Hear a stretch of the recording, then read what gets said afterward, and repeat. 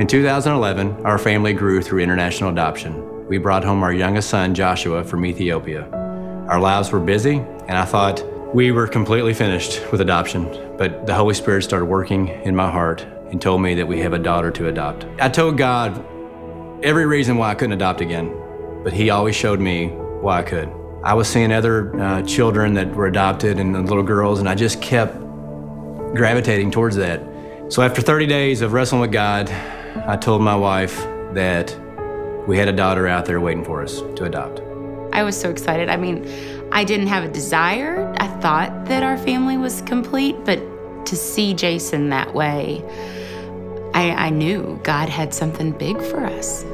I immediately started the process for Ethiopia. The idea of giving Joshua an Ethiopian sister was just, I thought for sure that's where God, had us. We started the adoption process with Ethiopia that summer of 2011, and things just weren't moving. Our case sat for months and months, and months ended up turning into years.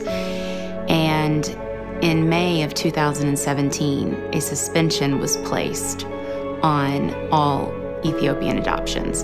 And we were discouraged, but we continued to wait, and things went from bad to worse. Our adoption agency here in America that was representing our case shut down. Everything we had done, all fees we had paid, all time, all effort, all paperwork, it was null and void.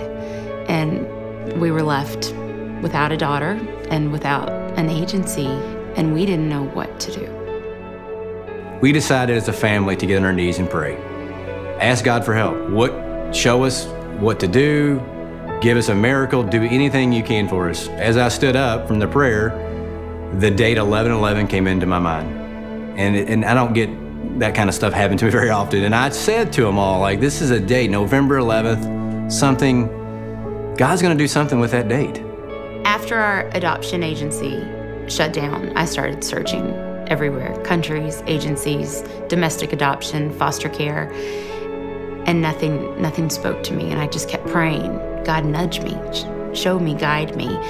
And when I was on an advocating website, a private protected website for all the orphans of the world of waiting children, there was one little girl out of thousands that just grabbed me. And when I called about her, I requested her medical files, anything she could give me. A few hours later, I get an email. I open up her case. I learned that she lives in Ghana and she was 3 years old, and her date of birth is November 11th. I said, there's no way.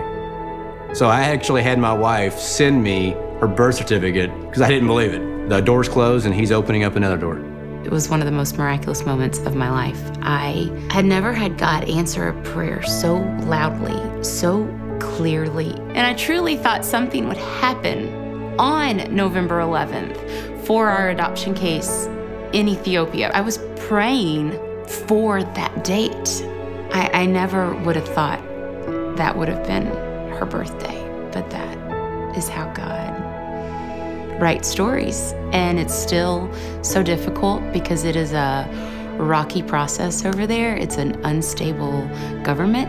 I just have to keep trusting. And I never wanted this to take 4 years, 5 years, maybe 6 years, but His plans are different than ours sometimes. And if I can't get her home, then I'm gonna find her a foster home there.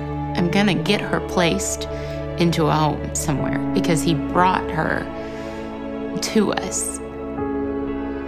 And He'll see that through in some way, in some form or fashion. He'll see her home.